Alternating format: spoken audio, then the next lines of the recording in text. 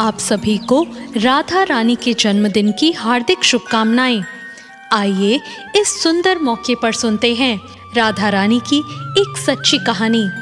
दोस्तों, इस कहानी में हम बात करेंगे कि किस तरह जब हम सच्चे मन से भगवान को पुकारते हैं तो वो दौड़े चले आते हैं और हमारी पुकार उन तक जरूर पहुंचती है। दोस्तों, भगवान को भी अपने सच्चे भक्तों की उतनी ही जरूरत होती है जितनी हमें भगवान की। तो आज मैं आपको बताऊंगी कि अगर आपके जीवन में किसी चीज का अभाव है तो उसकी जगह भगवान का भाव प्रकट करके आप अपने जीवन की उस कमी को दूर कर सकते हैं। तो आज बात करते हैं बरसाने गांव की, जहां राधा रानी एक सेठ की पुत्री बनकर खुद आई थी। एक बार की बात है, बरसाना गांव में एक सेठ रहा करते थे जो बहुत धनी थे। उनके 3 पुत्र थे, लेकिन उनके कोई भी पुत्री नहीं थी।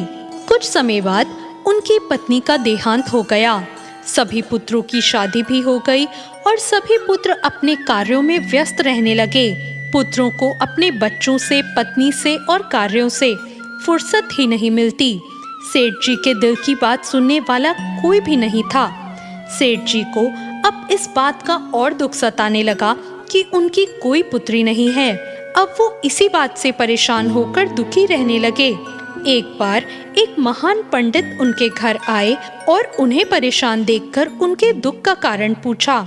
सेठ जी ने उन्हें कहा, मेरी कोई पुत्री नहीं है, इस वजह से मुझे अपने जीवन में ये अभाव रहता है कि मेरी कोई पुत्री क्यों नहीं है। तो उन पंडित ने उनसे कहा, ये भी कोई परेशानी की बात है? तुम राधा रानी को अपनी बेटी मान लो। हमारे जीवन में जिस चीज की कमी होती है उसको भगवान पूरा कर सकते हैं।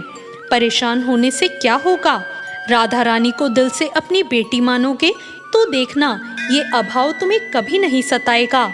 सेठ जी को पंडित की बात अच्छी लगी और वो ऐसा ही करने लगे।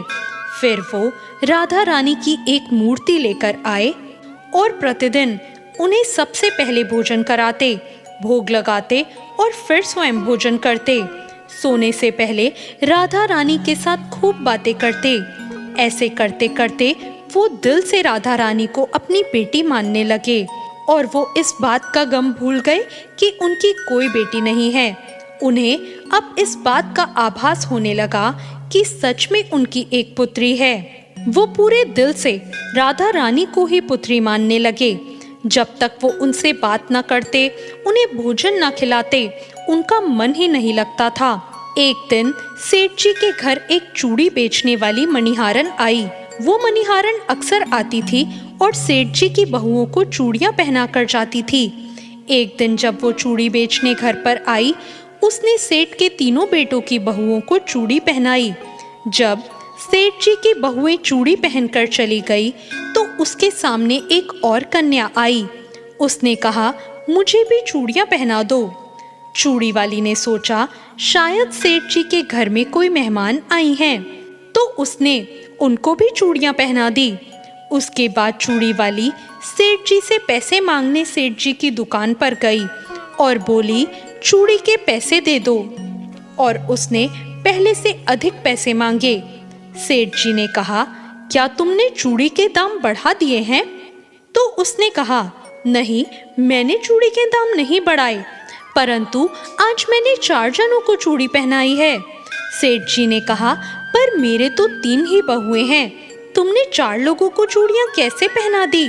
तो उसने कहा, नहीं, मैंने आज 4 जनों को ही चूड़ियां पहनाई है। सेठ जी ने कहा, तुमसे कोई गलती हुई है, मेरे घर पे तो चूड़ी पहनने के लिए सिर्फ 3 ही बहुएं हैं।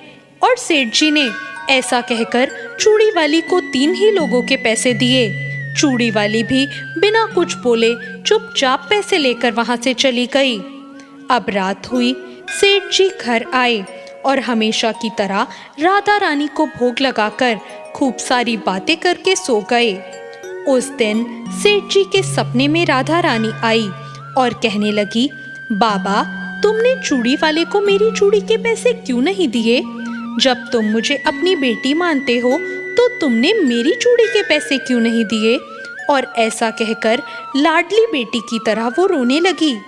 ये सब देखकर सेठ जी की आंख खुल गई और वो भी रोने लगे। सुबह हुई तो वो चूड़ी वाली के घर गए और उसे बहुत सारी स्वर्ण मुद्राएं देकर उन्होंने कहा, तुम कल सच बोल रही थी। तुमने 3 नहीं 4 लोगों को ही चूड़ियां पहनाई थी। मैंने राधा रानी को अपनी बेटी माना हुआ है। तुम बहुत भाग्यशाली हो जिसको राधा रानी के दर्शन हुए। मैं इतने दिनों से उनको अपनी बेटी मान रहा हूँ, उनके दर्शन को तड़प रहा हूँ और तुमने एक बार में ही उनके दर्शन कर लिए। तुम्हें चूड़ियों का जो भी दाम चाहिए मुझसे मांग लो। ये सुनकर मणिहारन की आंखों में भी आंसू आ गए। उसने कहा, जब मुझे खुद राधा रानी के दर्शन हो गए तो इससे ज्यादा मुझे और क्या ही चाहिए। उसने सेठ के सामने हाथ जोड़कर कहा, आपकी वजह से मुझे राधा रानी के दर्शन हुए। इससे तो मेरा जीवन ही सफल हो गया। मुझे तो अब कुछ और चाहिए ही नहीं। तो दोस्तों, देखा, जब हम भगवान को दिल से पुकारते हैं, उनकी पूजा अर्चना करते हैं, तो वो कैसे हमारे पास दौड़े चले आते हैं। तो ये थी राधा रानी के चमत्कार की एक बहुत ही सुंदर कहानी।